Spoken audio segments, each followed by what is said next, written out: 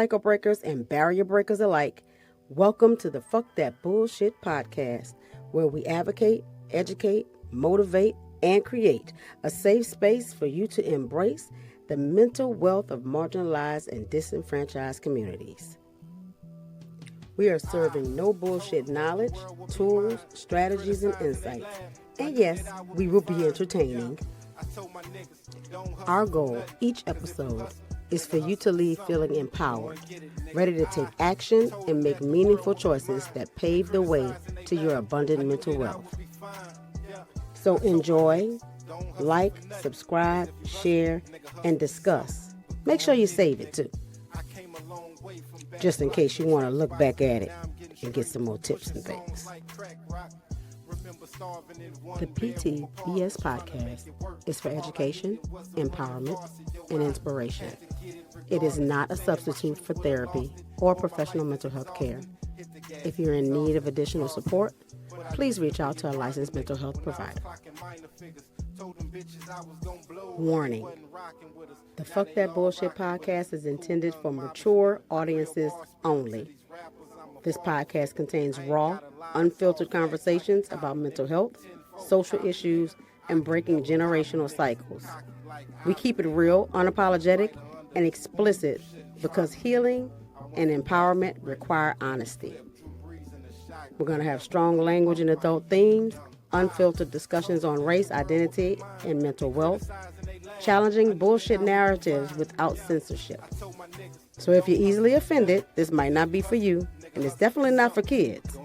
But if you're ready for bold, barrier-breaking conversations that empower, educate, and entertain, tap in and let's fuck that bullshit together. Let's go.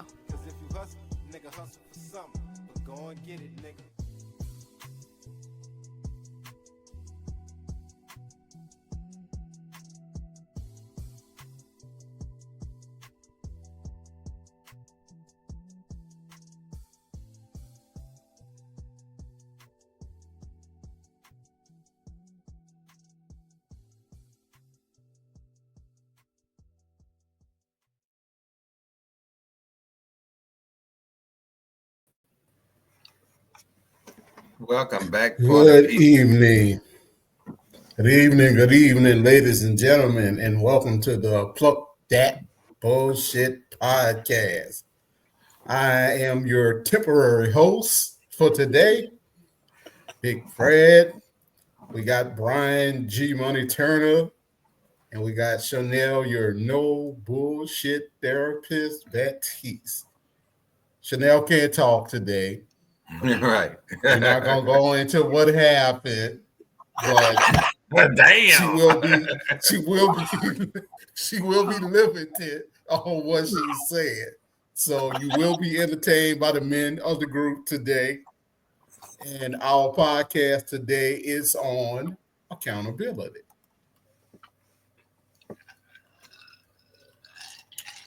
We're going to cover all phases of accountability today. If you have an opinion, by all means, please chime in. Send us a comment. Let us know what you think. How everybody doing today? Except for you, Shawnnell. Just shake your head. Yeah. Make a gesture. Y'all gonna have too much fun with this. Oh, yeah. That was you at the midnight hour, Fucked your throat up and shit. Oh, Lord. I'm gonna hold myself accountable for that. Yeah. Hold yourself accountable. Oh, what's the first slide? I would say, like, what do we consider to be accountability? What is accountability? For me, it's holding yourself responsible, not just for the shit you did, because it's not just about I did something wrong. It's also about the things that you have to do, because a lot of the things that we have to do, other people are dependent on, us to do them, and they go, job, family, friends, the motherfucker across the street, everything, Right. What you say, Yeah, Fred? I guess for me, accountability is, doing what you say and saying what you mean. I mean, if I Mm-hmm. tell you I'm going to take care of A, B, and C, I need to take care of A, B, and C and not give Right. no BS excuse about why it didn't get done. Mm-hmm. Facts. Facts. And if you mess up. So if you mess up, you also say you messed up. Then if you mess up, you own that shit. What I mean, the fuck? it's What just the fuck was simple. that? you got an AI voice. I'm like where the fuck is that? I know. I'm like, where did that come from? I was gonna fuck y'all up with that. Nah, for real. I ain't even warn y'all. Yeah, I mean, if you mess But up, no, you're right. Stand on business with that. You know what I mean? Like, yeah, just own it, man. You gotta own it. Right. And a lot of times, make no that excuses happen. Yeah, you know, because like people say, it's not about the mistake; it's what you do after the mistake that counts. You know what I mean? Because an apology can be in words or it can be in actions, and it really should be in both if it can. You know what I mean? So it's about that. So let's start with like personal responsibility. And since this is a mental health show, let's talk about mental health. Like, how can we hold ourselves accountable with our own mental health? Because while other things do cause our issues, we're responsible for still healing ourselves. We're responsible for, taking care of our inner child and shit like that or whatever. So like, what about the people that be like, my mama did this and my mama did that and it's all my mama's fault and all that kind of shit? Well, for me, the accountability with that is two things. And this old school saying, forgive and forget. Because for real, if you hold on to it, it'll be your crutch for every time something fucks up, or every time you make a bad decision. And I'm a firm believer that 99% of the shit, 99, not 100%, 99% of the shit that you go through, it was your decision. The motivation might have came from somewhere else. The motivation might have came from somewhere else. But a lot of times that's a choice. Because in real, a lot of people say, man, you know what? Fuck it. They did it. Fuck it. People treated me like this. I'm going to treat them like that. And people will say that. People will say, nobody never gave me a chance. That's why I ain't giving you no chance. But you don't have to do that. You have to choose to do that shit. So, you know what I mean? And I think a lot of that starts with, forgiving and for real, and forgetting, because the forgiveness is for you. You can forgive a motherfucker. Never tell them you forgave them. That's right. Yeah. I think a lot of people get caught up and stuck in that, especially in their mental health. And I see them do that in counseling because they get stuck with, okay, my mama did this or my daddy did that or this happened or that happened. And I'm like, you're right, all that happened. And they are accountable for their part, but the healing part is on you. Like you can hold on to it and blame everything on this thing, or you could take responsibility and figure out what I need to do to heal myself so I don't do that to my kid. Exactly. Because that's the biggest accountability piece. I don't want to pass this on. We can't break cycles if we don't hold ourselves accountable and fix the shit. Right. 100. Yeah, I mean, just go back to like what I said earlier. You got to admit to yourself you got a problem. Yeah, so and so might have did so and so, but some of that's on me too. Especially if you keep it lingering on to your kids. Like our generation is great to say, well, my mama didn't bust my ass and ain't nothing wrong with me. Yeah, something is wrong with you. Wrong with there is something wrong with you. My favorite thing to say, Fred, you got a lot of I'll be like, I say, is it effective? And they're like, well, yeah, it's effective. How many times you had to do it for the same thing? Oh, I keep having to beat his ass for such and such. Well, it's not effective. Exactly. If it was effective, it would work the first or second time. Yeah, I mean, It's like getting a speeding ticket. You know what I'm saying? A motherfucker that like to drive fast, they don't have one speeding ticket. They got multiple. So that first ticket did not change that behavior at all. You have to try a different approach, and especially with yourself, you have to try a different approach, Mm-hmm. Yep. And there's more than one way to get the shit done. Right. Plain and simple. And that's one issue that I have with therapy stuff and what we're taught in school versus how I do it in my practice. Is that you're teaching me this particular way is supposed to be the way for practically everybody or whatever. Right. Or this one method should work in this particular situation.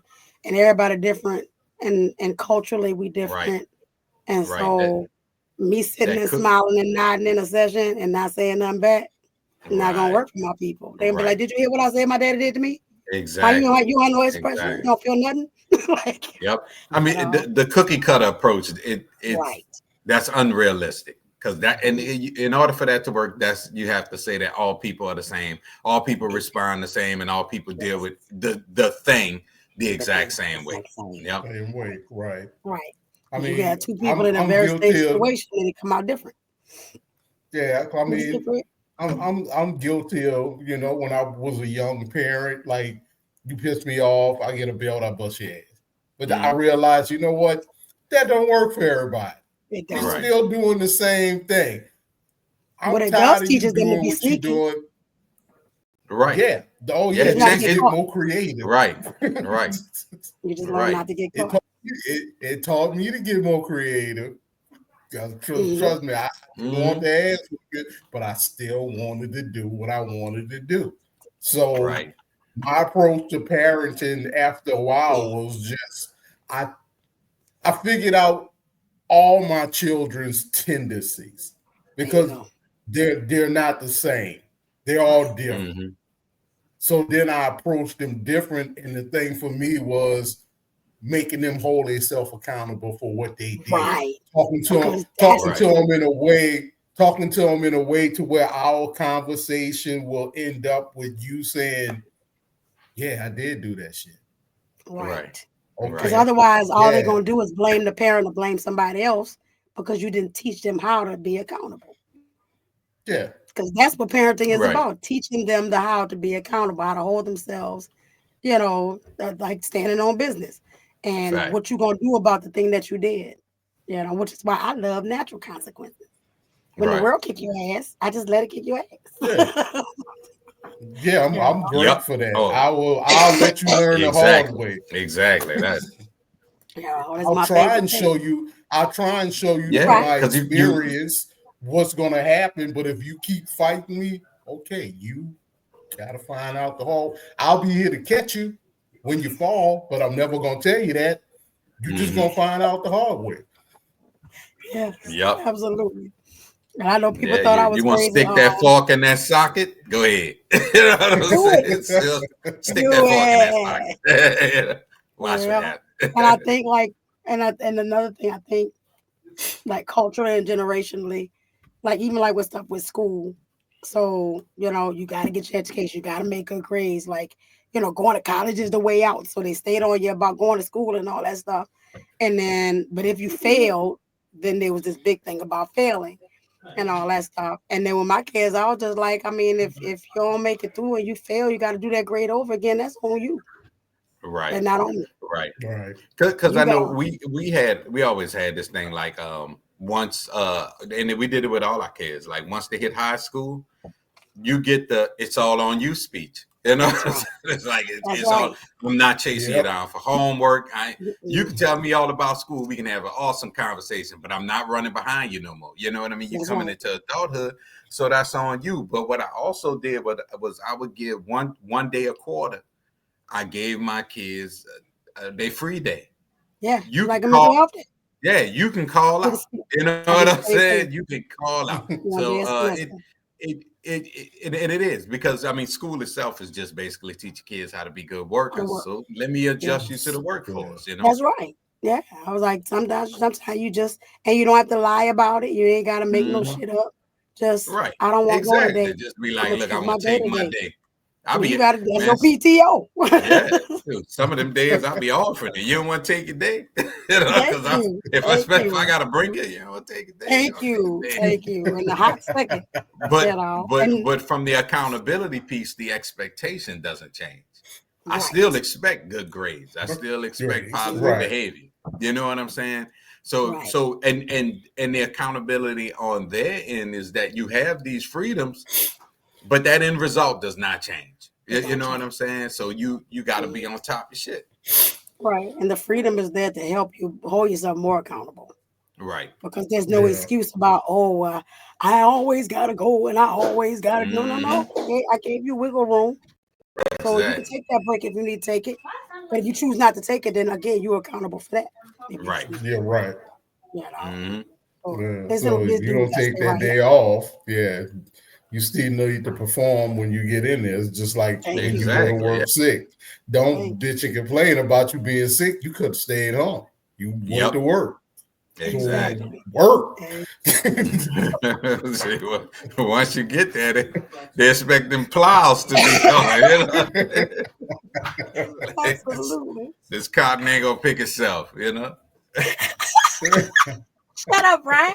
Listen to this one. We, in the last decade, have become remarkable at blaming everyone and everything besides our own selves. Accountability is the foundation of happiness. It may not be fun to face the mirror and understand your shortcomings. It's not fun for me. I have plenty. But I promise you want some anxiety to come off your chest? You want to smile a little more than worry?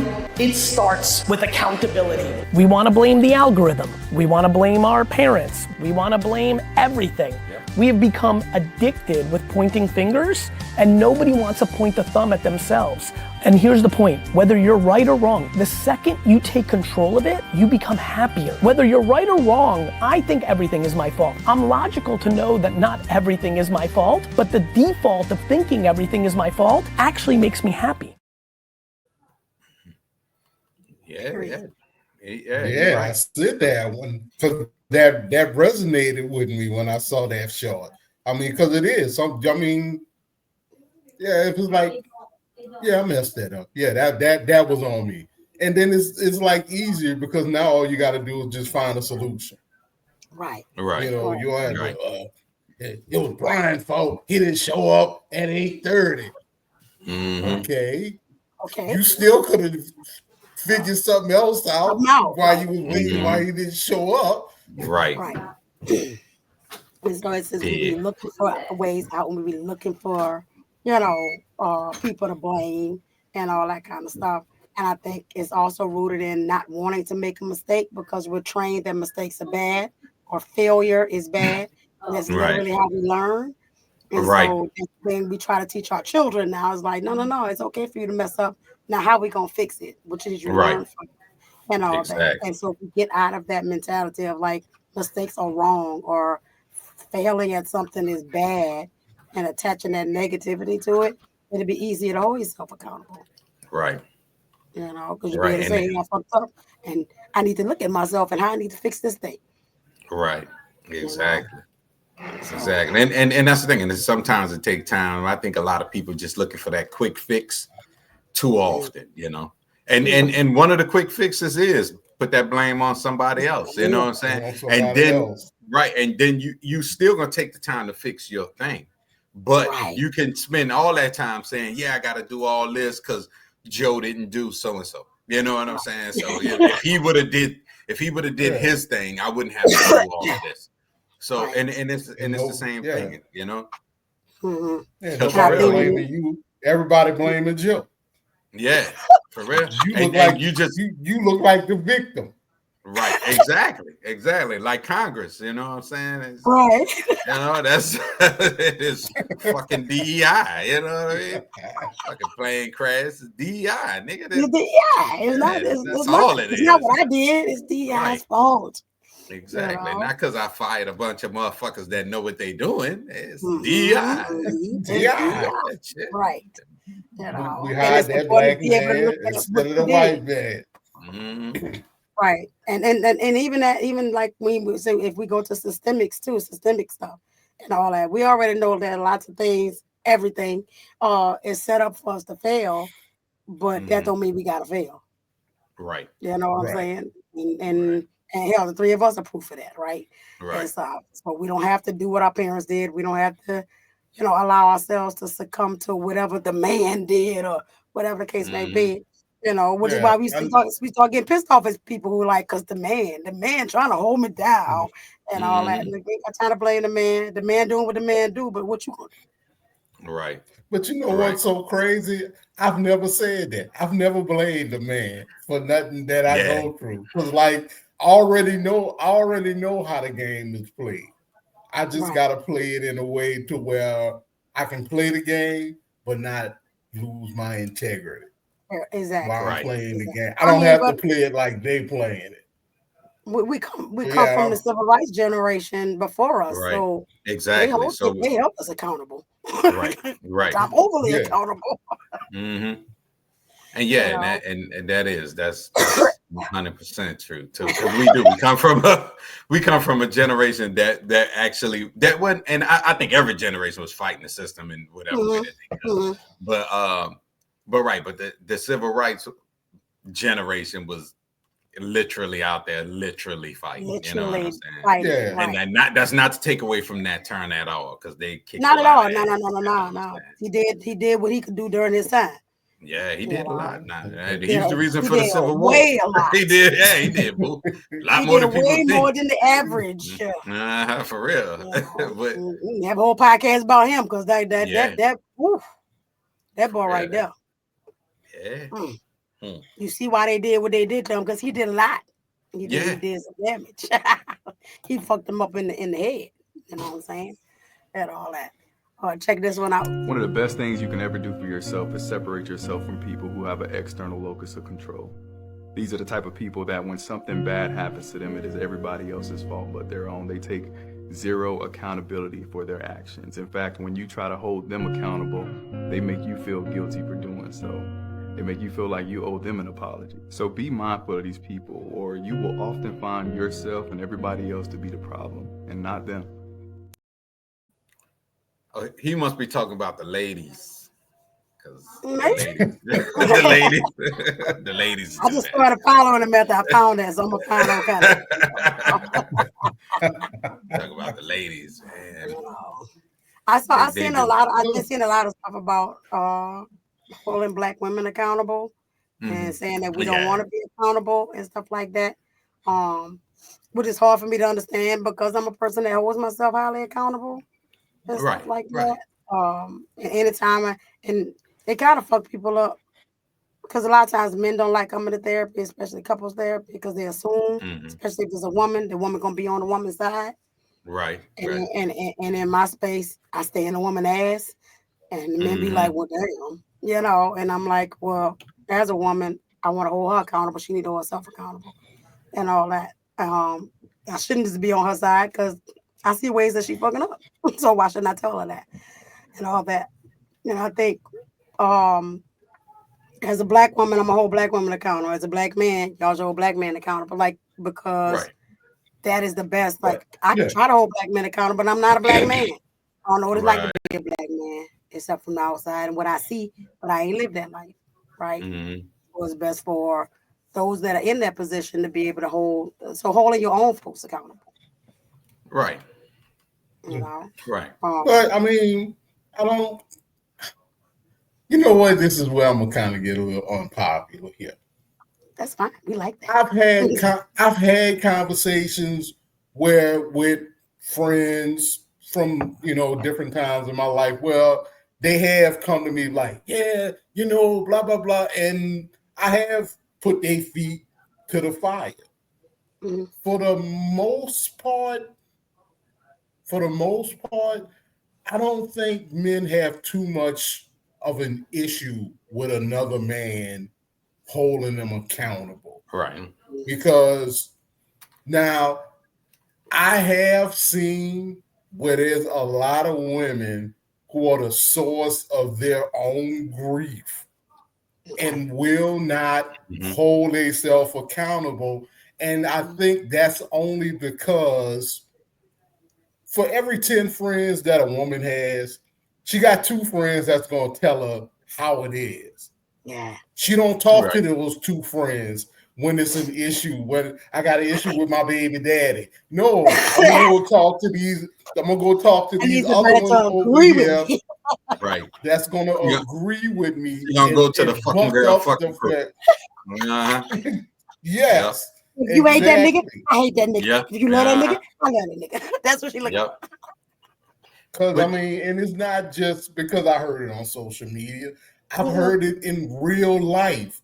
Like yeah. I'm Oh, listening yeah. to every. You will basically say, "Well, yeah, he did some bullshit, but I did some bullshit too." But you Right. won't call your own self on the bullshit. It wasn't your Right. fault. It was. Right. It's never so. All you've been in 6 relationships. They've all ended, and none of them was your fault. Why the Right. relationships ended? Right. I'll admit, when I'm in multiple relationships, I'm pretty sure I fucked at least 2 of them relationships up. Right. Just me. Like, Mhm. it probably wasn't her fault. It was probably Mhm. me being an asshole. Mhm. Won't admit to it at all. And will never talk to the girlfriend that's going to be like, that was your fault. Right. Yeah. So, yeah, I mean, I think they do. So I overall, think they're women like do women have have a less. harder time. Yeah, because it's like, team girl, go girl, and they all stick together. We stick together too. I mean, we have the bro code, but Right. I feel like we can call each other on our bullshit. Mm-hmm. Okay. But Yeah. but Yeah, and it's true. Because man to man, like I did heard a lot of brothers. They'll be talking back and forth. Such happened, and the first thing somebody's gonna say is, "Man, you fucked up, bro."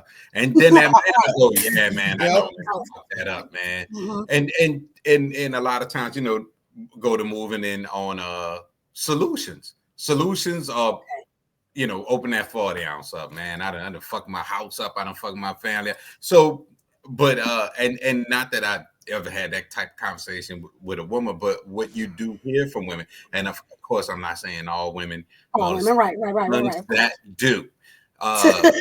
No matter what the situation is, yeah, they come back to they were right.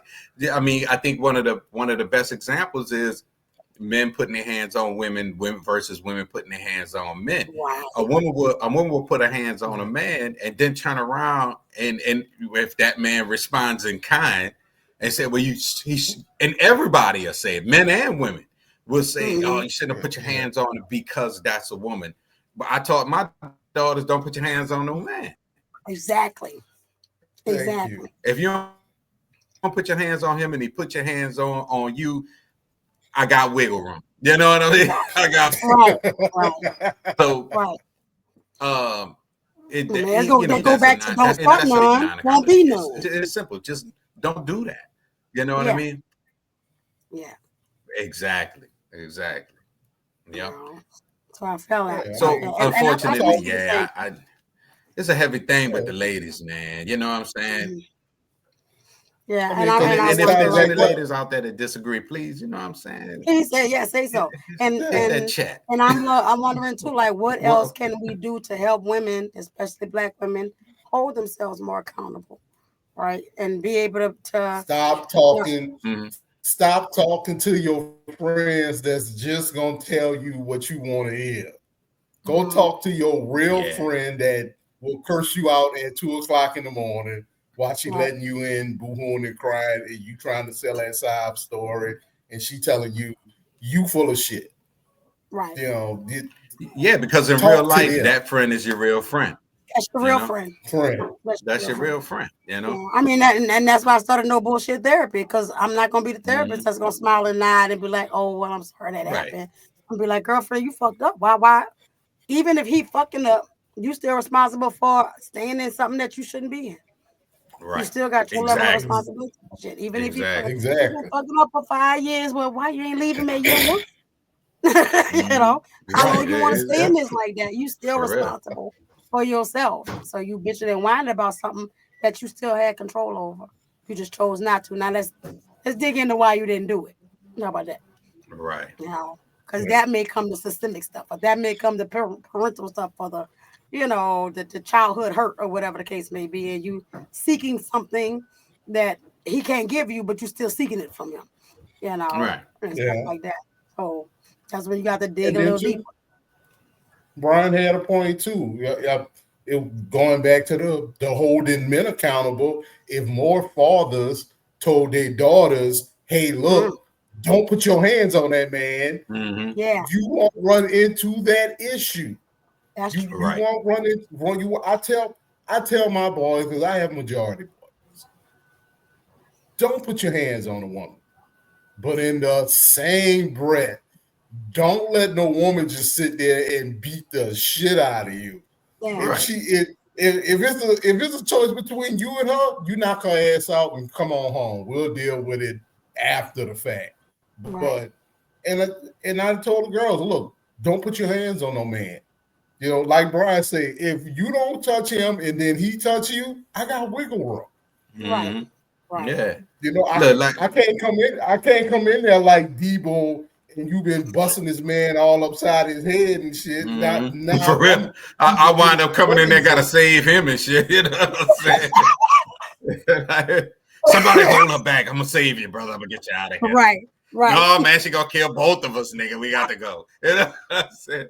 But I mean, my whole philosophy is like Soldier Slim said. He said, if I gotta beat you, then I don't need you. You know what I'm saying? So thank you. And it's as simple as that. But you know, from an accountability standpoint, again, that has to be accountability on both ends. But I think the only person that can really help the ladies is other ladies. Yeah, because I don't think they gonna really hear no man. And then especially in today's society, you got all these idiots with these goddamn podcasts, and not all of them, just the ones that do. Just the ones that do. Yep, and they come with all of that. That you know that OD on stage talking about how a woman's accountability or a man's accountability, and then you got too many ladies saying, no, I don't think I should be held accountable. You know what I mean? So I think a lot of the default problems from that fall on the very people that's doing this shit. You know, that's doing it. Yeah. He gonna want to talk about black women. Go ahead. All right. Huh? The accountability is fake. It's not real. Like when we having a conversation about how you hurt me in real time, you're so apologetic. You're so accountable. Yeah. But when we outside of that space, your actions do not match that shit at all. When it's like that, when somebody is showing fake accountability, I'm gonna just say the guy, he's doing it to shut you up. He don't want to hear that right now. It could be uncomfortable hearing the truth. I don't want to face how I just violated your trust. I don't want to face how I just disappointed you or how hurt you are. It hurts to get this over with. I'm sorry. You know what? It's on me. Blah. And you shut it down. He actually thinks that the accountability is authentic because he feels remorseful. But just because you feel remorseful doesn't mean that you're actually accountable. And sometimes accountability takes maturity and processing and time to build up. So it's not going to be a thing all the time where you did something, you fucked up, they found out, and when they confront you about it, you're immediately like, you know what, you're right, I take full accountability. Like, no, that shit takes time for you to really sit and realize, like, nah, I was bogus as hell. You just did this shit, bro. You don't feel that wrong about it. You just mad that you got caught.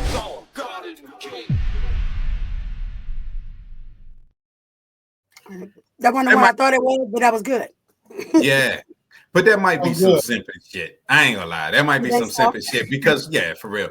Because you 100% can, even when you haven't been caught, feel that goddamn bad about it. It don't take time to process. Absolutely. And I don't believe doing that. You know what I'm saying? Because if you'd have done something wrong, nigga, you felt bad. You felt bad on your way to go do something wrong. Yeah, you know what I'm saying? You feel bad while you're doing the thing you're not supposed to be doing. Exactly. You don't really need no time to process it and mature. That shit might take 20 fucking years for you to fucking mature.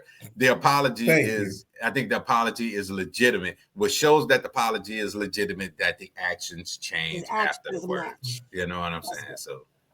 So if that person's actions didn't change, like the example he was using, didn't know the apology wasn't real, but it was the actions that showed that. You can't, because this dude about to have the ladies out there believing that when a man apologizes, some guys immediately, right? and they'll I put it on here for bullshit. y'all Yeah. because I need that kind of stuff debunked, right? Exactly, yeah.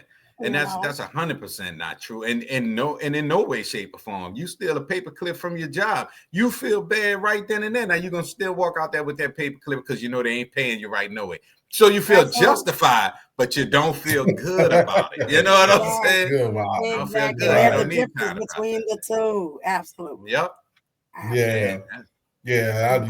I totally don't think that's like, because if you apologize and then, like he said, then your actions after that show that you like, wow, he really is changing, seeing is believing.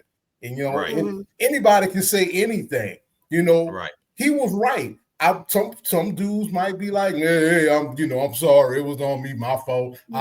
And then be right back, whatever he was doing. That's just them kind of cats, though. They more into what they doing than how it make other people feel.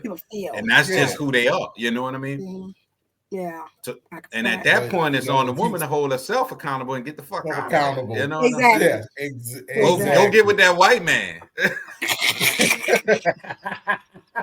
Back to interracial, y'all. Back to interracial.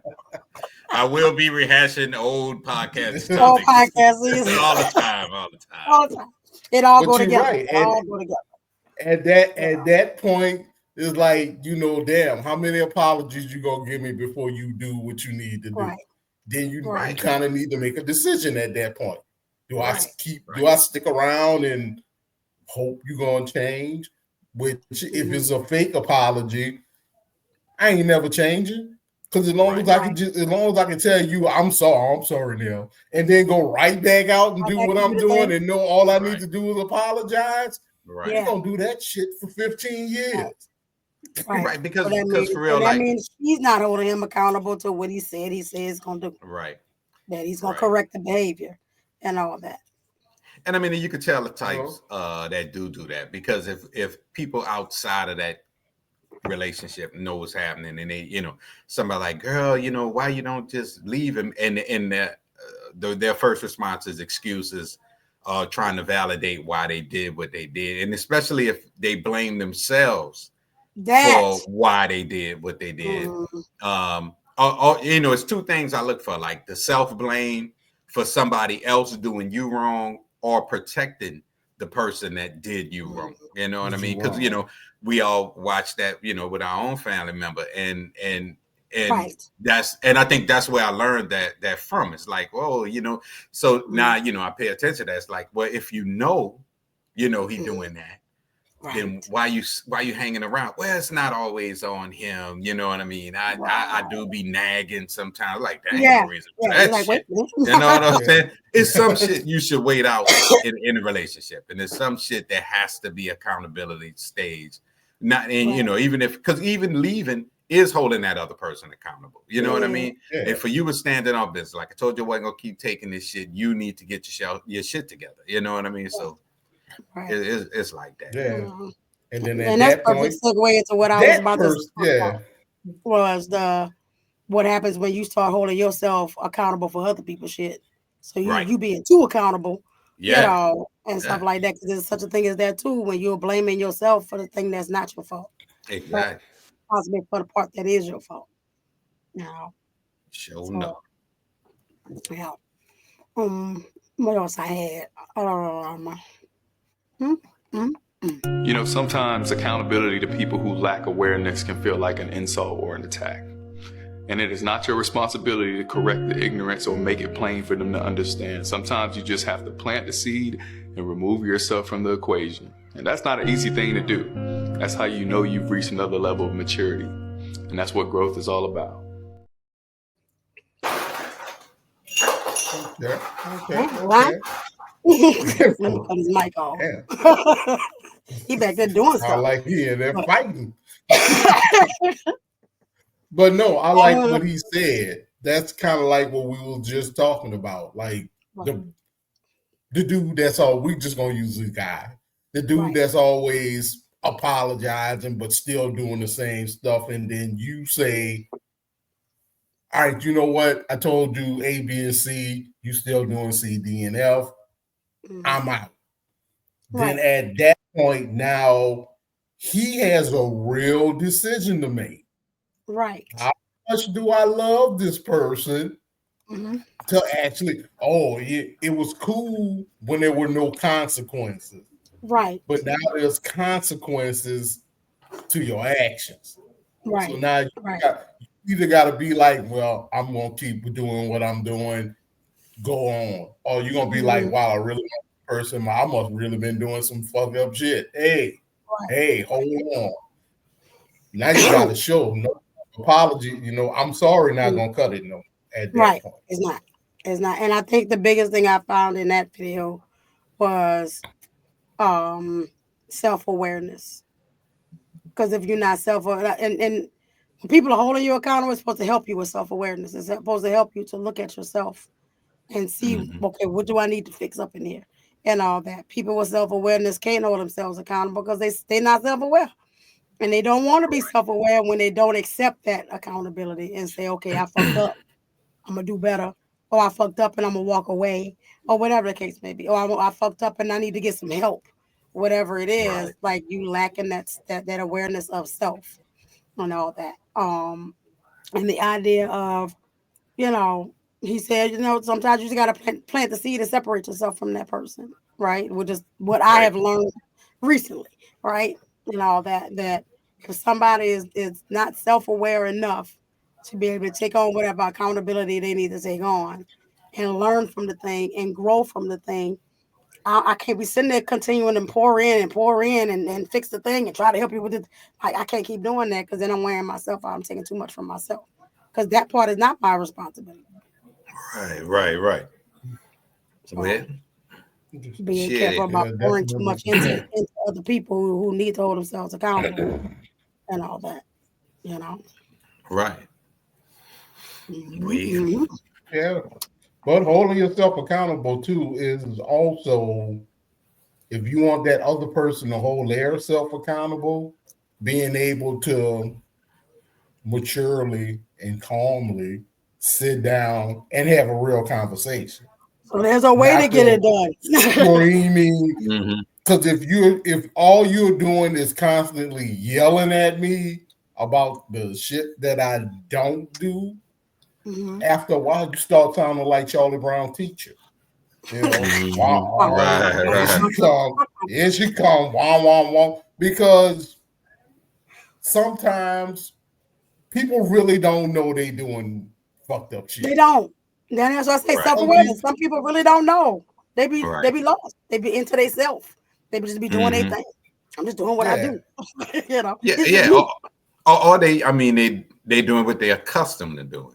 This has historically worked for me, and this is what I'm gonna keep doing. And then when you try to show them a better way, here's how to stop being in that goddamn payday loan loop, they're like, nah, this is what I do. You know what I mean? So, and unfortunately, a lot of times people wind up leaving people alone when they do that, though. You know what I mean? That kind of help is hard to give. You know what I mean? Because you're not just trying to change the person's behavior. You're trying to change their mental. The way they think, right? Their mindset is locked in on that. And that's hard. Therapy. Go to goddamn therapy. Go to goddamn therapy. There you go. Shawnnell No BS Batiste. 555-12345. I'm saying 166 No BS 30. Okay. I'm at the commercial on that. Hey, cycle breakers.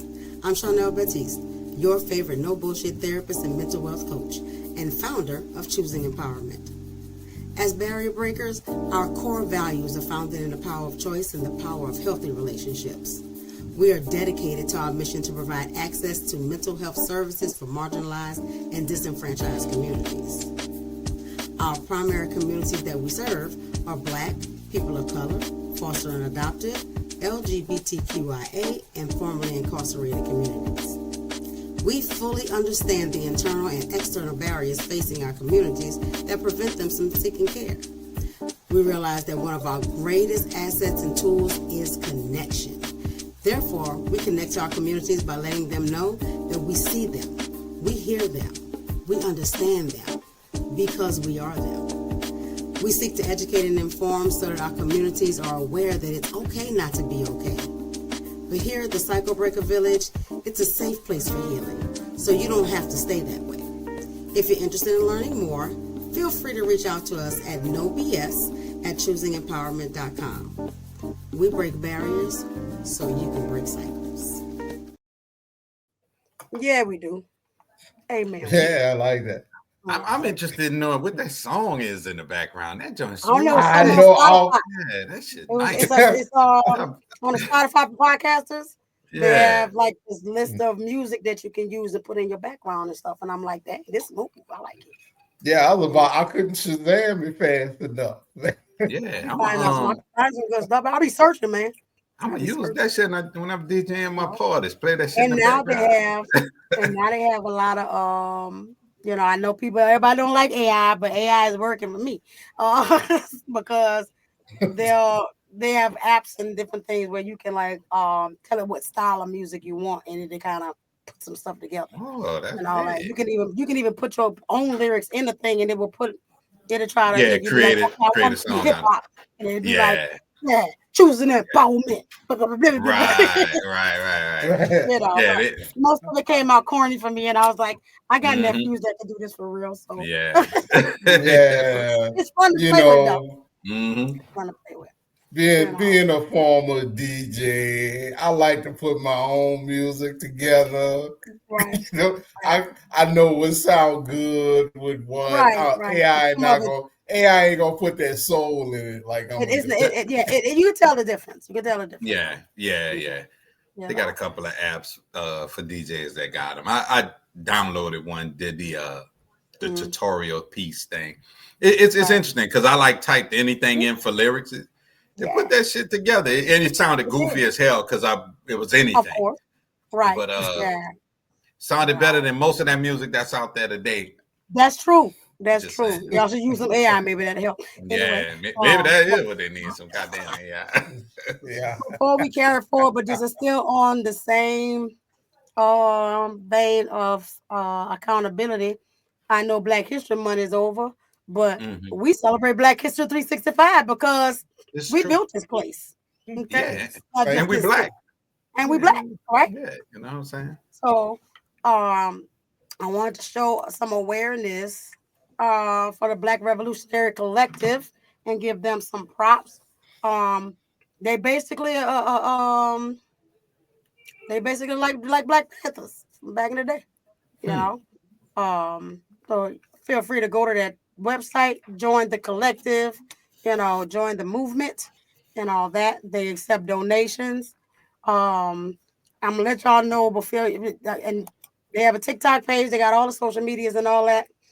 And the leader and spokesperson, she don't play no games. She give it to you real Holyfield. Right. And when some people was coming in trying to figure out how they could profit off of joining the collective or whatever case may be.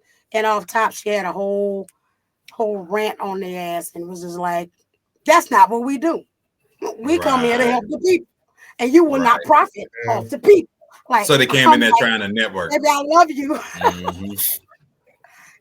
So sometimes because it's not always about the money, bro. It's not always about the money. It's not. Right. It's like, how can I be of service, right?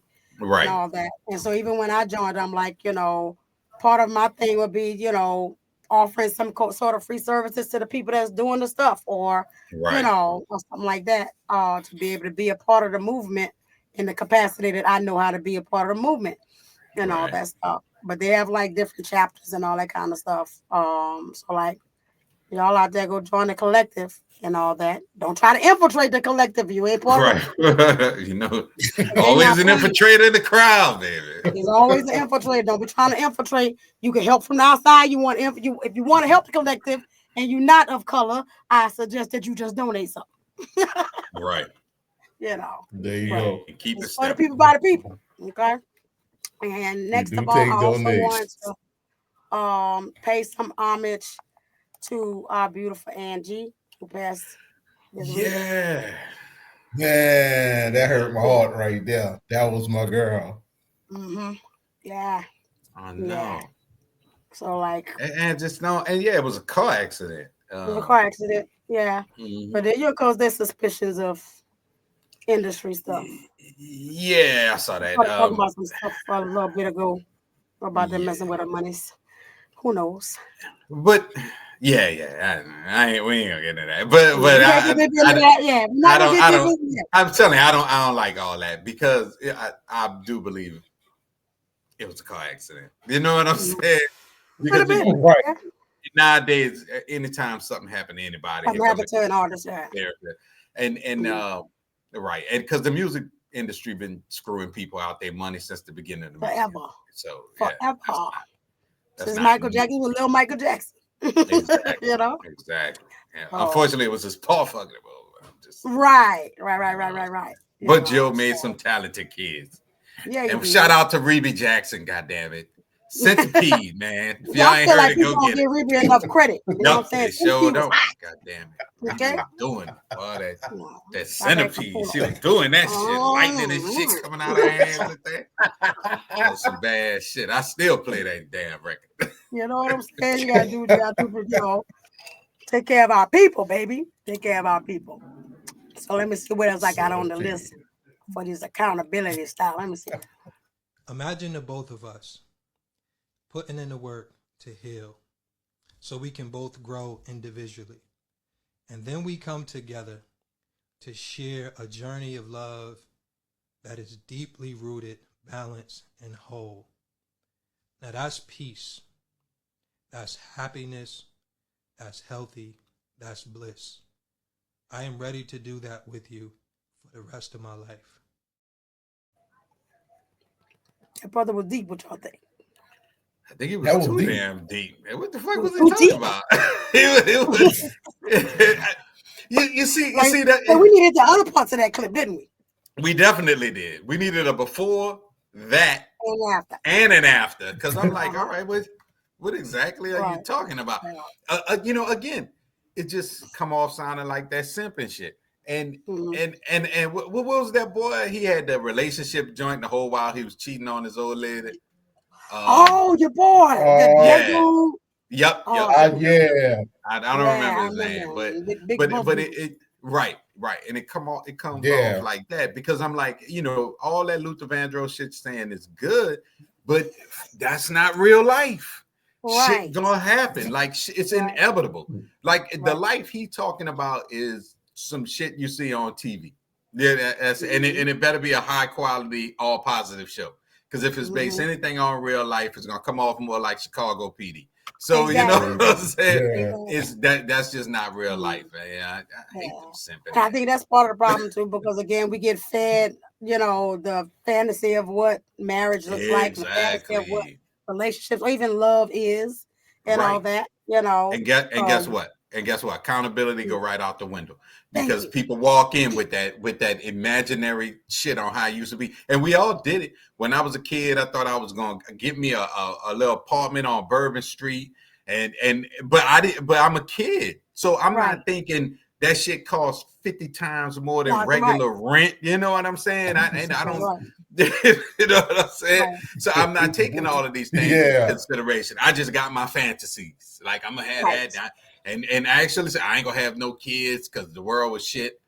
So I always thought the world was shit. So the world was shit. But then I have a plethora of children. Now I'm fucking worried all the fucking time. You know what I mean? So shit, you can say all that shit just don't go with that. But when these social media cats be feeding people that shit, people walk into relationships and the people that's open to that. Because first of all, you got to be open to a total stranger telling you, that we're gonna have this beautiful life. It's gonna be pleasant. You know what I'm saying? It's gonna be super sexy all the time. No, your ass gonna be farting and shitting one day. You know what I'm saying? And because that shit is real life, right? Because I remember. And that's funny you said that, Brian, because I remember the first dude I was with out of high school. I remember him telling me because he was the only child. He was like, "Girls' farts don't stink." That's a real thing. That's a real thing. I thought that too. No, I ain't gonna lie, I thought that too. Yeah. Oh Lord have About that mercy. too. And then, my brother Brad said, "Bro, you in for something." Because my sister be blowing it out of here. So don't. Yep. Ooh, good luck to you, bro. And stuff. But because you get again, like you said, I mean, it was just y'all till I came along, and I ain't live in the house with y'all, right? Right. And Right. stuff like that. Right. T ain't come till way later, and Right. all that. Y'all probably thought that Chick Spots did his thing. Yep. I mean, and that's what I always heard, Right. and I believed it because an adult said it. You know what I mean? So, yeah, I thought that shit was real. There's a lie's a goddamn lie. Exactly, bro. Because I know one time Mimi passed gas. That was bad. That was bad. I was about to call CPS. I was gonna call CPS. That was my grandmother, though. That shit was thinking. Oh shoot. But they feed us the stuff or the things that we think are real or not, right? Just like for women, they feed us the image of a wedding without talking about what marriage really looked like. Right. Yeah. And all that. And so we spend all of our childhood, dreaming about our wedding and think about the dress and all these things, but not focusing on what happens after the wedding day. Or I want this elaborate wedding and not how much that costs. Like you about to pay $2,500 and that's cheap, $2,500, right? My dress costs $300. So I'm not wearing it again ever. You're never wearing it again. You spend all the money on outfit, you only gonna wear one time, right? And but stuff see, like nobody like most of these people nowadays, they don't have OG married couples to talk to them to see that. I knew going in what marriage was like because I watched Mimi and Papa. They was married for half a freaking century. Right. That shit wasn't all good. I've been April 19th. I'll have been married 22 years. Y'all old. I can tell you that ain't nothing to clap by. Yeah, it is. But it ain't been all good. Of course not. Some of that real life. That's why it's good though. That's why it's something to clap about because it wasn't all good, but you still made it through. It was like borderline. We're about to get a divorce some days, but that's where the holding yourself accountable. Not when we stop yelling and start talking. Right. And showing versus saying, "Oh yeah, I'm gonna do better." Don't say it, do it. That's how you make it. 22 years. Right, but and the thing too with marriage, the whole concept of it's gonna be all good all the time is bullshit. Because nothing is. Yeah, nothing is all good all the time. Right. And to me, a strong relationship is a relationship that done been through some shit. And then y'all made it out of that shit. Yeah. So goddamn right, it's something to fucking clap about. You understand? You know what I'm saying? Exactly. Because I think all three of us could say, in marriages and what have you, we'd have been through some shit. You know what I'm saying? Yeah. And the thing is, you're always going to be looking for the one. Is every single solitary one until you find the one. You know what I mean? Right. That's all it is. And it's not the one that's perfect for you. It's the one that has 75% of things you love and can't do without, 25% things you willing to put up with. So that's the whole thing, because we human beings. I know damn well I get on my wife's nerves sometimes. You know what I'm saying? So, but she makes me aware. You know what I mean? And I like it when she makes me aware, because I'm like, let me not do that. You know what I'm saying? Exactly. Right? Because I don't know shit. I thought me dancing around naked was fun. You know, that was some cool shit. You know what I mean? So you learn that, you learn as you go, but you teach each other how to treat each other. You know what I mean? Right. And if you really love that person, that's what happened. Yeah, exactly. And that's really all it is. What you willing to put up with, and what you willing to change for that person. Right. A lot of people nowadays, when I listen to them, they don't want to change nothing. They don't want they want it this quote is from a movie, Ocean's 13. Oh, that's my Best favorite. quote I ever heard. All the oceans. Saw that. Yeah, all They those. want All oceans. they want the labor pains. They want the baby without the labor pains. Without the labor pains. Yep. They 100. want nobody want to, and that's where the accountability thing come in. Everybody want to finish product now. Yeah. I want you to be That the pisses perfect me off. man, 6'2", Right. making $500,000 a year. Yes. You already got the house, you already got the cars, you got the credit, you coming in with everything. All I gotta do is his penis size gotta be super big too. Like all that's got to be like perfect. Yeah. Got to have them hymns.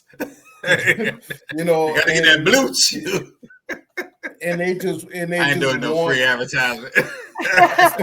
For real. Him's gonna have to pay us. But if y'all want to pay, they just want. Yeah, we be happy to talk about hymns all day long. Right. But yeah, they just want to walk in, because even with marriage, that's accountability. It is. You sat in front of your family, your friends, and God, and said, I'm gonna deal with this man through rich or poor. That means you got $500,000 a day, and now all of a sudden you lost your $500,000 job. Right, because you work for the federal government and tariff. Right. And they laid you off because of DEI. Exactly, yeah, because your damn DEI ass, you know. But DEI into your household, you still gotta hang in there. Okay? You know, right. You know? So that's you get sick. When I had my stroke, my wife was bathing me at one point in time because I couldn't move my arm no higher than like past my leg. So no, hell no, I ain't never leaving that woman. You kidding me? Some chick could walk in, Halle Berry could walk in here with a suitcase full of money. I'm gonna say, bitch, get your ass out of my house. All right, exactly. You're not gonna wash my ass when something happened to me. Right. And that's because the things that matter are actually the things that count. And you know what I mean? And you're lucky you ain't fuck up, because she'd have did you like old girl did on that Tyler Perry joint. Oh, yeah. Left your ass in that tub bubbling this shit. Damn, I ain't that bad. I never enjoyed watching abuse like that in my life. But like that was the funniest. Because I'm like, that nigga up. You got what you deserve. You know? That nigga was sitting in that tub like blah, blah, blah, blah. I was like, God damn. Now the table seat is my favorite. Oh yeah. Oh my God. That shit was wild. That's what Tyler Perry was all right. But you know what though? What that show showed is bullying works. She bullied him into making better decisions. Yeah. That nigga was accountable. His apology was he real. also got with karmic accountability. Yeah. Right? Yeah, universal spiritual accountability, because he treated her like shit, like he did. He wound up in a position where he had to depend on her. Right. You know what I'm saying? And she had to, and then she had to try to make a decision. You know, and she had to hold herself accountable to, do I want to deal with this? Do I have to put myself through this again? Or because she didn't have to. Right. She didn't have to. She absolutely didn't have to. But you know what, though? That whole movie is kind of accountability rolled into one. She was when she got put out her house, she was at Madea house making excuses. Yep. Yeah. I'm like, this dude, not only did he move the new chick in, moved your clothes out, he went and had a whole family with this chick. Right. And she was in the fantasy world mentality, because even when she went back and saw all the other woman's shit in there, she was still saying that was her shit. That was her you know shit. What I mean? Put it on and said, that he bought it for her. Right. Yeah. So that's living in delusion. They're living in a delusion. Yeah. You want this to be so bad. Right. You want this so incredibly bad that you have convinced yourself that what you see and know is happening is not happening. Right. Yeah, you know what? This Tyler Perry shit is a good way to break down this accountability shit. I know, right? And it does. It 100% shows that you know it's from up here too. You know what I mean? And I feel like it starts up here because for one, everything starts up here. Right. because and it's fine because in her situation she cared more about him than she cared about herself, which means she put him before her. But And you that should shit never be should doing be that. balanced. That shit should be never be doing balanced that. all the time. You know, that's what y'all people should have got from that damn movie. Right. Tyler Perry, all right. With So his watch it lying again ass. and watch it the right Yeah, way exactly. with the third eye, okay? Exactly. So and I also pay attention to even in the stuff that y'all was just talking about, and that, you know, when I was young and thought I was in love, Mhm. you know, it was limerence, and you know that's what that's called, limerence. The little puppy feeling, the little fuzzy feelings, y'all, is limerence, and you can stay in limerence for up to 4 or 5 years with your mate and all that. But you gotta Okay. start thinking with this though, and not Mhm. the fuzzy feelings and all that. You need to look at things logically. And it wasn't until I was in a relationship that that I understood love, because like you said, it's going through shit together, still being there. You Right. know, it's being able to argue and be like, we all right, I still love you. You know, it's having huge disagreements and sitting at the table and saying, okay, how we gonna either decide which way we gonna go about this or decide we ain't gonna do nothing. You know, Right. going through the things and still being there for each other, and that's what builds love. You know, Mm-hmm. it's not just the fuzziness, it's not attractiveness. All that matters, right? Attractiveness matters. But I think that's where your spiritual bond comes from, like the willing to be there throughout, is that connection beyond all other things. It's the spiritual, it's the deeper, Right. it's mental, you know, and stuff like that. If you can get if you can get through the things with that intact, then you in love. Then you in love, you know, Yep. because you're willing to deal Yep. with the hard stuff, you know.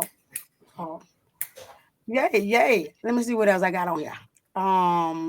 Apologies. An apology is not necessarily accountability. And many times we accept someone's apology because we want reconciliation in the relationship so badly, or we want the relationship to match an image in our mind, and we can accept apologies without demanding accountability. But accepting an apology too quickly doesn't always mean that the other person is accountable. And not accepting an apology quickly doesn't mean that you're immature or holding on to an offense. An apology must be coupled with accountability, and accountability is the action of the words, I apologize. I want to see your apology carried out by the way that you walk and the way that you live. So I hear your apology, but I pay attention to your walk after the apology. Because I'm sorry can't heal my heart. I'm sorry can't heal the wound. I'm sorry can't heal the offense. But your changed behavior can begin the process. So if you don't have changed behavior, you can keep the apology.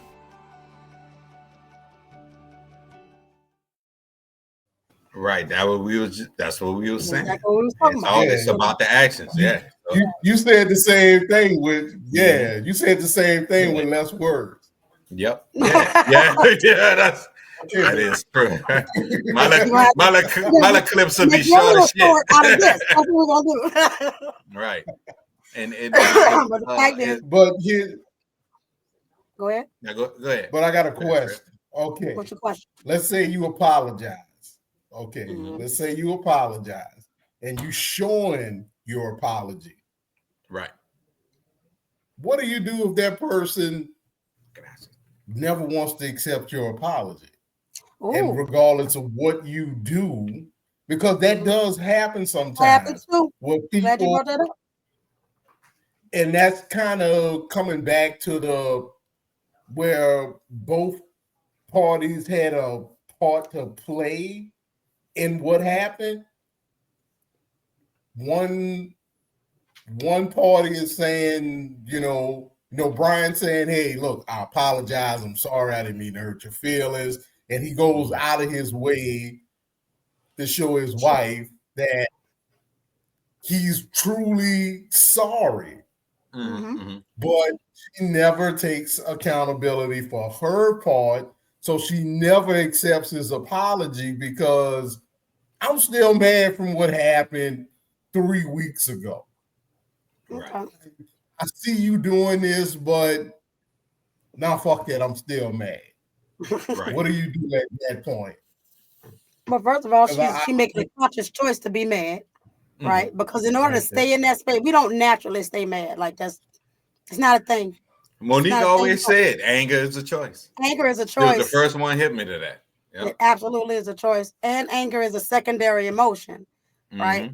There's something always underneath the anger. There's some sort of pain. There's some sort of offense. There's Yep. hurt, disappointment, rejection. Something is underneath that. And so if you're choosing to stay mad, you're choosing not to go underneath and see what the issue is. That's first off. Again, go to therapy if you can't figure it out yourself. Take your ass to therapy. No bullshit. So Yeah. that's the first thing is that they're making a choice. But sometimes that choice is usually, I ain't gonna say sometimes, usually that choice to stay angry is because of the whatever the underlying thing is something that they haven't resolved. So they're holding on to it's really their shit. Yes. It got nothing to do with the other person. Okay. When somebody Yeah. apologized to me Okay, and 'cause their that was walk and action shows that, and I still don't trust them, or I'm still mad about the offense and all that kind of stuff, then I really don't trust myself. I don't trust myself to make a proper decision. I tell people when they get into when they get out of bad relationships and get ready to get into a new relationship, and then they start with well, I don't know if I could trust them and this and that or whatever. The only reason you holding them accountable to the old person stuff is because you don't trust your decision to walk away or recognize the signs again, right? So you blaming yourself. In a way, it's trying to hold yourself accountable in a way.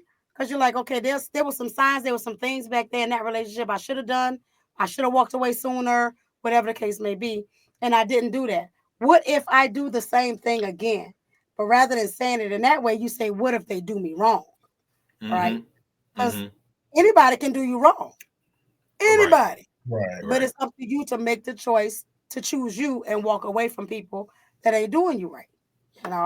And so if you grow up in an environment where people always did you wrong, your mama did you wrong, your dad did you wrong, you just used to being done wrong, and so that's your norm, then you tend to choose the same people in your adulthood until you get your healing, right? And stuff. So you don't trust yourself. It ain't got nothing to do with trusting another person.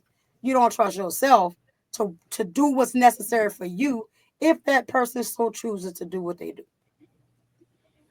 Okay, yeah, because that's what I was gonna ask you next. If that was like maybe that would come from like past trauma, Absolutely. you always cheat on your girl because way back when something happened and you thought you was in love, or you was in love, yeah, and you just some of that comes from bail. literally. I had a lady once who her and her husband grew up in environments where everybody was cheating. Grandparents were cheating, parents was cheating. The whole family, then they got into a relationship together, and so they wanted to remain faithful to each other. Both of them ended up cheating because they walked into it with the fantasy of the thing rather than figuring out what this, and I'm gonna call it a generational curse, right? A culture you have learned and is in your DNA over time and all that, the epigenetics of it, right? And stuff like that. You have learned this behavior as normal. You know it's wrong, you know it's hurtful, you want something different, but you never investigated to figure out why it was happening, why do people do that, and all that kind of stuff, right? So then when all things come out and all that, basically y'all got to start from scratch if y'all gonna stay together. And come to find out they didn't even know each other because they were so busy doing the pretend game that they didn't know each other. So coming to therapy meant they needed to, if they was gonna stay together, they literally need to start from scratch, as if they did not meet before, and really get to know each other and figure out what we're gonna do to really love each other to the extent that we don't feel the need to go outside of our marriage, right? And stuff like that. So like so much stuff comes from your childhood wounds and how you manage that and how you handle that. I know I chose my husband based upon the patterns of how my mom used to love me.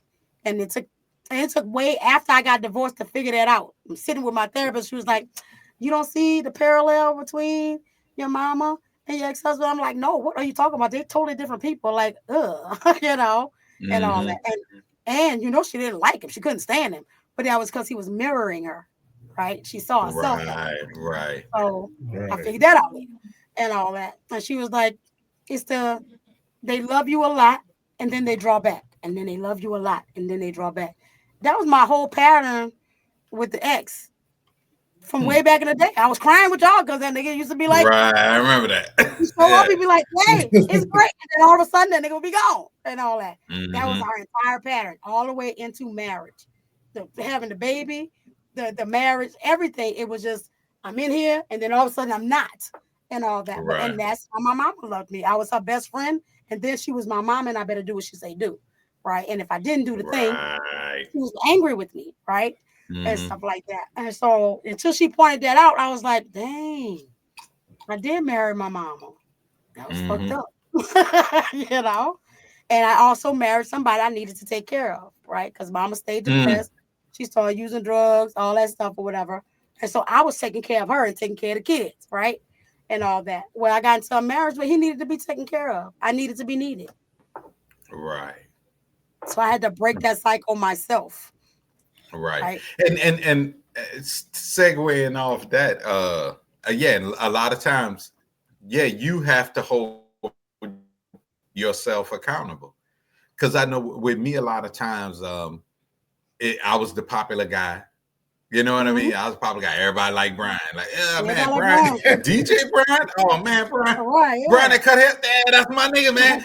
So I always tend to get into relationships with strong, independent women. You know what I'm saying? Why? Because the first time somebody broke up with me, I was like, wait a minute. I'm Brian. You know what I'm saying? I was confused. I didn't get it. I absolutely didn't. I didn't understand. I didn't know how to handle it. I didn't know how to respond to it. I was just confused. It's like, whoa.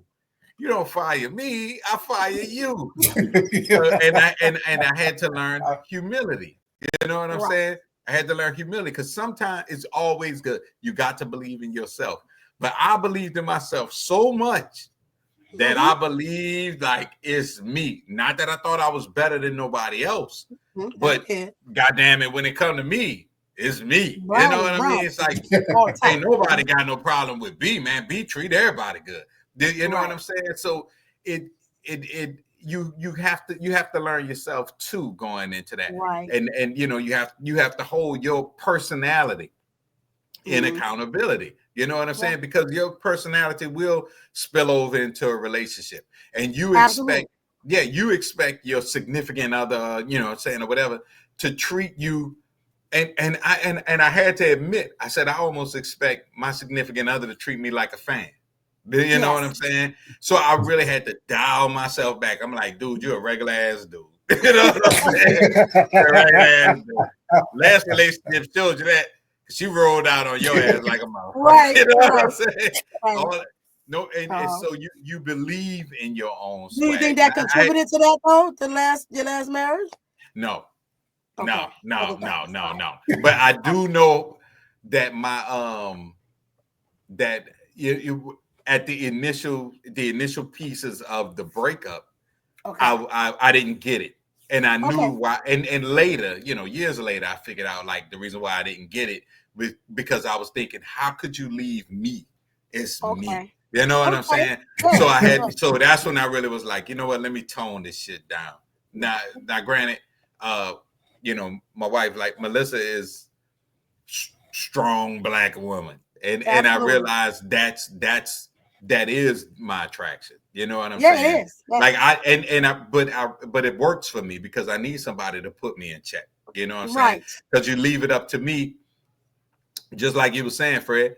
I'm gonna call the people that's gonna tell me how great I am. I'm gonna call Tia and I'm gonna call my mama. You know what I'm saying? And they're gonna tell me. He ain't gonna call. He's not gonna call me. He ain't gonna call. No, he ain't gonna call me. Yeah, nah. I'll be like, I be to cuss your ass out. You know? I be to cuss your ass out. But I'm gonna call the people, and that's why when I'm in a heavy situation, I won't reach out to those people because it's like that's not what I need. I don't need to Right. know how awesome I am. You know what I'm Mass saying? to So accountability, right? right, Right. exactly. You got them at your disposal. You could call them. Yep. Yeah. You could. I mean, I can call and say, like, yeah, you know, I fucked up and I stole all the money from the job and I left buku people homeless and shit. I'm about to put some 22s on the 300. Well, they shouldn't have left that money on that table for you to steal. That was them. You know what I'm saying? That was So them. it's like, right. And so it's like sometimes I don't need that type of support. So I had to check myself. And that's self accountability. You know, you gotta know when you fucking up. You gotta know what you need to change. And it makes your life stronger. Makes your life stronger, your relationship stronger and things. Shit. Chill back. It's like them people that say, "Oh, I'm buying my house." I'm like, "Don't pay that fucking house note for 3 months. You'll find out who owned that motherfucker." How much you buy it? I'm telling you, Navy Fair to be right there taking them fucking right keys, there, you know right what I'm there. saying? They don't play about their money. Yeah. But yeah, I mean, you're right. Because when I think about stuff like that, like Daphne reminds me of my mother, which got me out of a lot of stuff that my mother used to do. Word. When my mama was tired of you, she would just literally just cut your ass off. Like you pissed off, like I don't give a shit. That used to be my attitude for years. Like, what? Bye. You know, like, I don't even want to hear it. Just go. Get on out my face. I'm all right. I can, you know, and it kind of got me to the point to where, like I said, it was some relationships I didn't even give a chance to. Right. I was Martin, pretty much. You know who got me? You know who got me out of that? My wife. Yeah. Because she was like, "What the fuck you think you are?" And then I had to be like, "That's why she always been my favorite." Yeah. When I first met her, I was like, "This the one right here. This the one right here." Because I don't play with Fred like that. I know, and you should. She would, but and I need that because if I can run over you, I'm gonna run over you. I will run over you. Right. That's why I used to, you know, when Brian answered the phone, you know, I'll tell him. You been doing a lot better lately, bro. Yeah, I know you busy man. You money. Everybody likes you. You the popular guy. I got shit going on, baby. I got shit going on. You know? I'm out here collectivizing and shit. You know, my only thing was, well, I had my mama who would tell me what I want to hear. She would always leave it to her. I was never wrong. Right. If I left it to her, every now and then she would be like, "Well, you shouldn't have did that." But I used to have Shirley who would be like, "You did wrong." Right. You know. What did my mama say to y'all? Auntie she was real. Oh, Auntie Cheryl would be like, "You fucking up." but for real, Auntie Cheryl, for me, it was always a good time. That was it. I have zero, I can honestly say I have zero negative interactions with Auntie Cheryl, none. So 100% of my memories with her was always fun, all the time. So, and I don't think I ever really talked to her about nothing, nothing heavy. You know what I mean? I never had nothing heavy going on where, at the time where I talked to her about it. So everything was always like, Brian, and I mean, for real, even when Auntie Gloria passed, and I was upset and confused. Right. I'm saying that. So that was confusing as shit. So I was upset and confused with Auntie Cheryl. Auntie Cheryl pulled me to the side. She was like, "Yeah." She said, "Yeah, Brian, you was upset." And that was at the wake. And she said, "But at the funeral, ooh, I'm gonna beat you out. I'm gonna be more upset than you." And I found it so funny till I forgot I was upset. You know what I'm saying? So everything was always pro with her. Yeah, I think the last time I saw your mama upset was when I was beefing with your brother. Oh. And me and Brian were there when y'all stayed on the side by the bridge, and she she talked us out of beating your brother up. Because we was on a mission. We was about to go get it. Oh yeah. And she was cool. But yeah, she was serious, but not like you know. I get it. Yeah, that was foul. He shouldn't have never showed up in the first place, you know. Oh, the wedding. Yeah. Oh, Papa saved him at the wedding. Papa saved him at the wedding. I ain't gonna lie. But it was another time I was gonna put my hands on it. I love my cousin though. Yeah. You know what? I ain't gonna talk about that shit. We talk about that shit in private. Talk about that shit. That's what's up. Yeah. Hallelujah. We gonna recognize. I'm gonna give him some love next time I see him. But yeah, my wife. My brother needs a lot of love too. No love. You know, my wife got me in check. Y'all, so. Is it weird for y'all? Because like you said, Brian, you never had a bad moment with my mama. When I talk about my bad moments or my experiences, is that weird for you? It's not weird, but and you know, it's funny because I was talking about this after the first time you was telling me about it. It was I was surprised. You know what I mean? Because like I said, I never saw that side. So I was like, dang, you know, I was talking to Tia about it. And I was like, I said, man, and because even she was like, for real? And because it's hard for people outside. And I said, I get it. I said because Shawnnell's that's her private life, you know what I'm saying, outside of us. Right. I said, so we always got because even when Auntie Cheryl bust that dude in the head with the TV, remember that shit, Fred? But she shot that nigga that tried to throw TV at her. Yeah, then tried to right. Yeah. Even as horrific as, and I was in 6th grade when that happened. Yeah. So even as horrific as that story should have been, I was on the floor laughing the way she told the story. It was never like, that's what I'm saying. So but when you was telling me that, it was odd because I was like, wow, there's really was another side of her, you know what I'm saying? And it's a little different because even though Uncle Percy was always hip and cool, I saw both sides of him.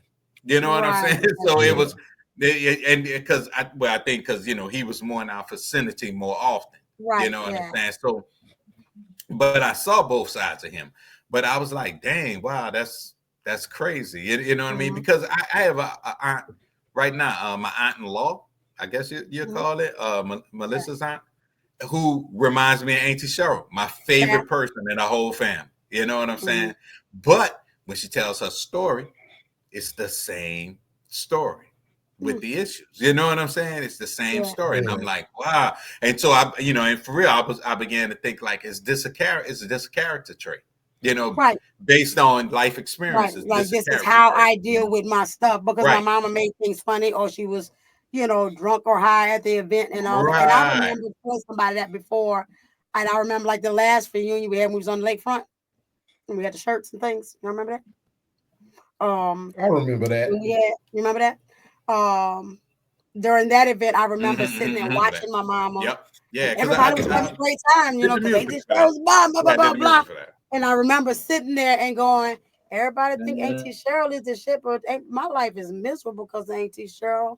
I'm embarrassed because of how she acting, right? But y'all are like, y'all none the wiser. You just like, yeah, because that's my auntie, right? Right, that's Auntie Cheryl. Right. Perspectives of the thing. Because for me, her getting drunk was a problem, right? She was a fun drunk, but I also experienced a not so fun drunk, or the depressed one, or the one who did not want to live any longer, and all that. The one I was taking care of all the things for, right, and stuff like that. As a matter of fact, I remember when I was working on my master's degree, I had to do a genogram. And so that's kind of a family history thing and stuff. And so you go back and do your family history and you do a little chart or whatever. But you have to talk about the issues, like the mental health issues, drugs, all that kind of stuff. And I remember calling Brian and because I don't know everybody else's history, right? I just know my mama. And I know Uncle Percy because my mom and Uncle Percy hung out together, right? Right. And stuff. So I called you and I was like, ain't Timon ever did no drugs? And immediately you was like, yeah, nah, my mom ain't never did no drugs. I felt horrible. Like, I couldn't tell you that. I couldn't tell you that moment. But now like, that we know of, was like because off the I top, was and I was like, shocked when she took. that's what Yeah. my mama did. I'm sad now, you know. And now I'm comparing, like, you know, how she survived out here without doing no drugs, and my mama. Yeah, so the genogram was horrible. It was horrible. But I learned a lot. But also looking at those traits and those family things is how I broke the cycle. That's how I broke the cycle, and not being like her, and loving on the parts that she was able to give me, and stuff like that. Right, because everybody gonna give you wasn't a pros horrible and mama. cons. You know, she loved her kids. She loved her kids the best way she knew how to love her kids. Right. Yep. So they only got what they got, and all that. And part of that accountability for me was accepting her as a whole person who had issues, who had traumas and all that stuff, and loved me the best way she could, right? And all that. When I chose to forget about to an extent, but not forget about to the extent that I'm not allowing it to hinder me, right?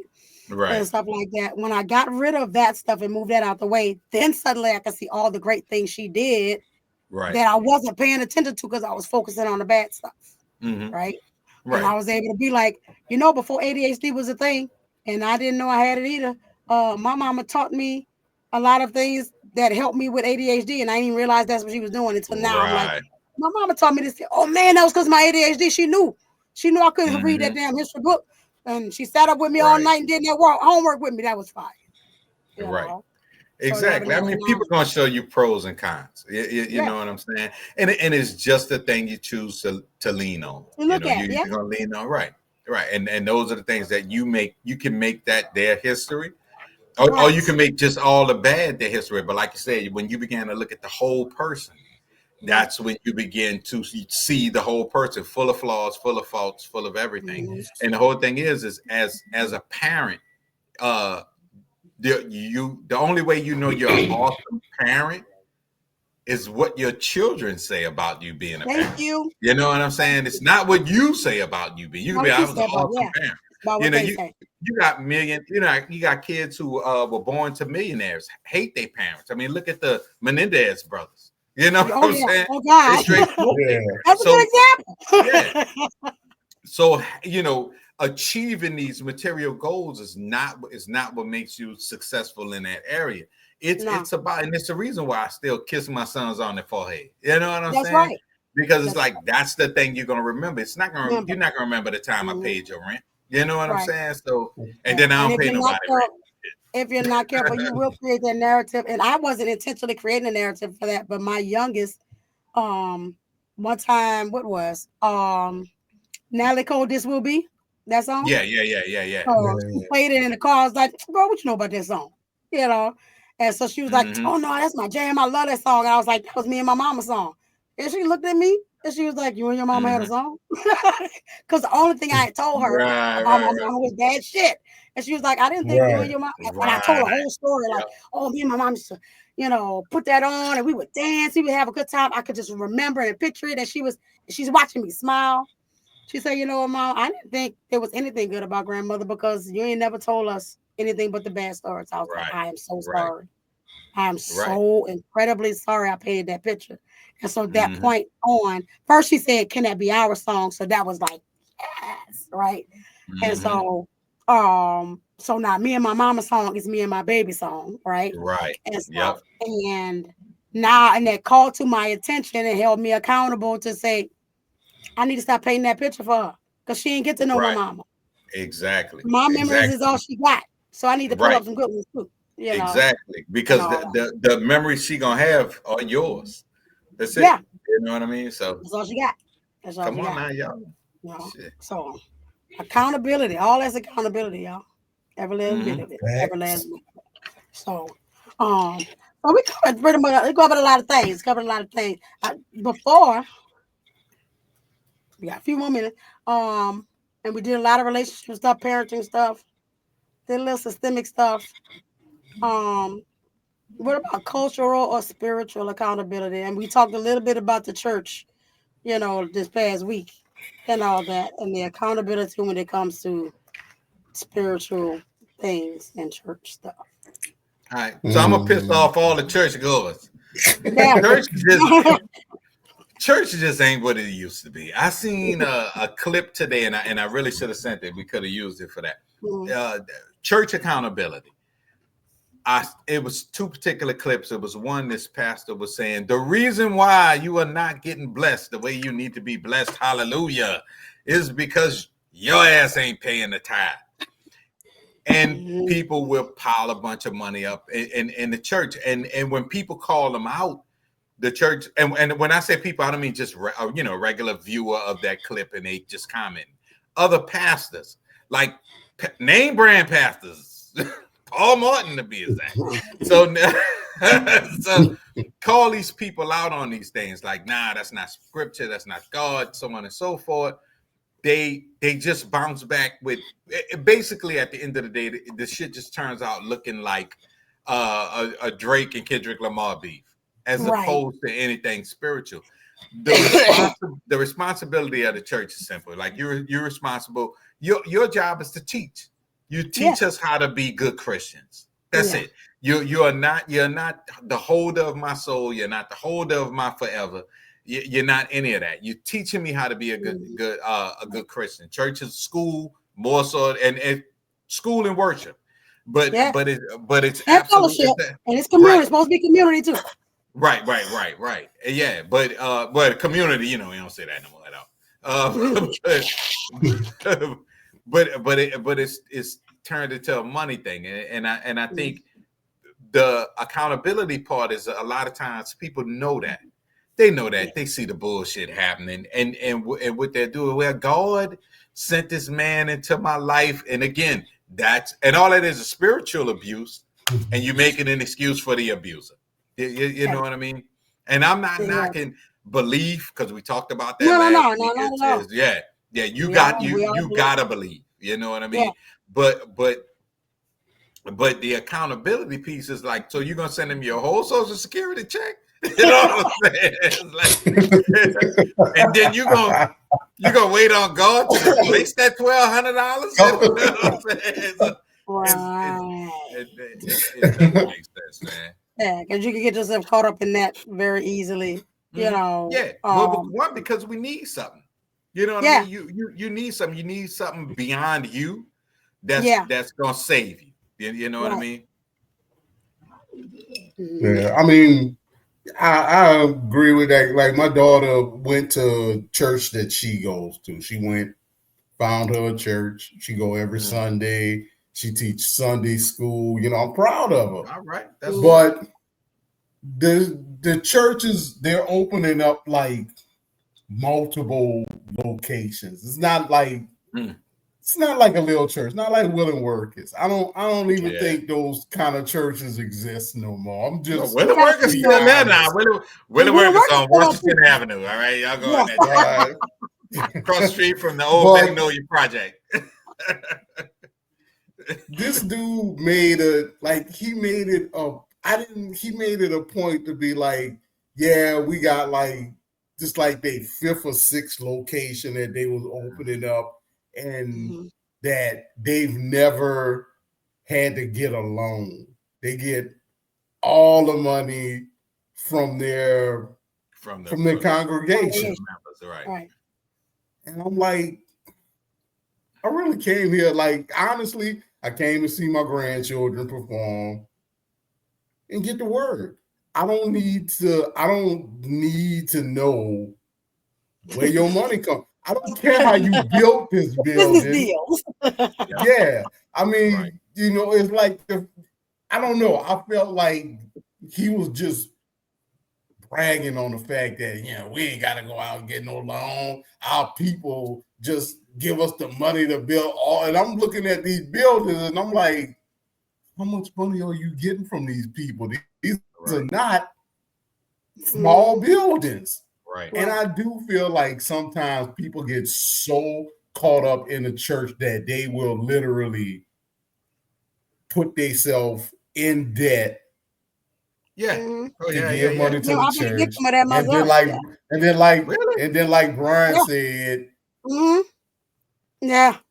I'm gonna wait on I'm gonna leave it to Jesus to figure out how I'm gonna pay that light bill because I gave the church my light Yeah. bill. And the And thing then you is, can't do that.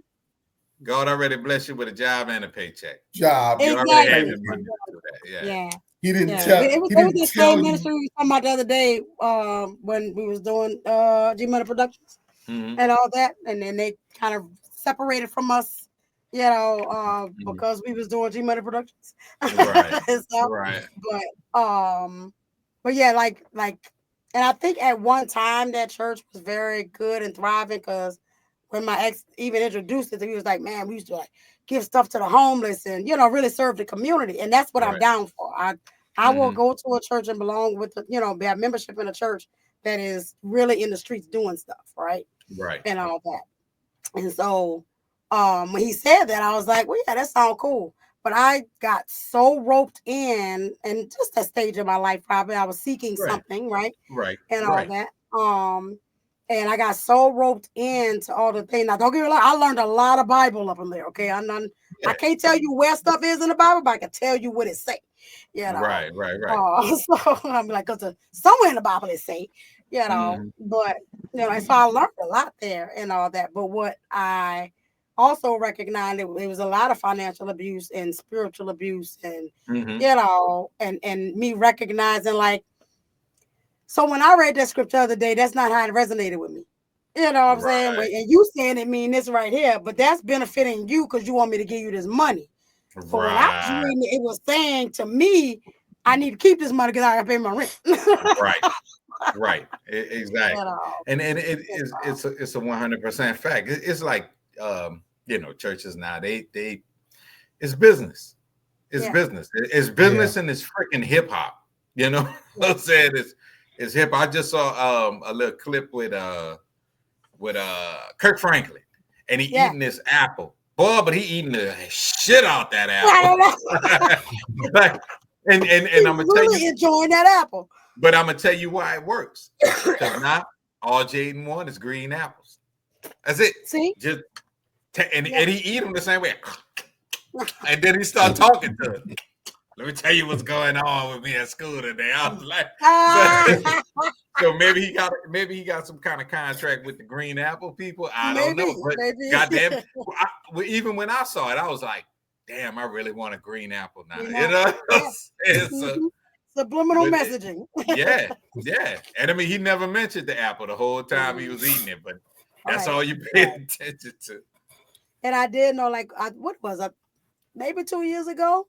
I know Creflo had went up there and basically said, like, the way we've been doing this ain't right because we're using fear and condemnation. We're using, what he said, it was like fear and something else. Shame, fear and shame. He's like, we're using fear and shame to move the people, and nothing should be rooted in fear and shame. It's supposed to be rooted in power and truly it's supposed to be rooted in authenticity and love, right? And stuff like that. But you're using, the fear of hell or the fear of God not liking you or something, or punishment or whatever in order to get people to do in order to be good Christians, like you said, right? Right. And be a good Christian. Creflo said that? Yeah, Creflo said that. I'll find the video and send it to you. I was so shocked. I was shocked and appalled. I left him alone after he came on his show because I used to watch his show religiously and was talking about Jesus said we needed to give him some money so he can get that jet. Yeah. I left him alone during that time too. I did too, and all that. I don't even know how I got on like this clip, but I'm sure it was pretty viral for him to say that. So I don't know what happened in the man's life, and I don't know what's happened since then because I ain't heard nothing from him or about him. But when he said it, I was like, yeah, I'm glad somebody finally said that. That's why I stopped going to church because of the shame aspect, and I was sitting in willing workers. And, because again, I'm seeking something. I'm sad or something. I'm coming here to get something from here. Right. You're looking for that Tyler Perry moment. Right. Exactly. I was looking for my Tyler Perry moment and all that. And I think I was still a teenager and all that. And I'm sitting. So that was Reverend Sutton. No, because Yeah. Reverend Sutter had died by that time. Oh, He was yeah? a new pastor. And so, Okay. and I remember, I sat in the back of that church, and I found myself counting how many times he said sinner. Mm-hmm. And I was like,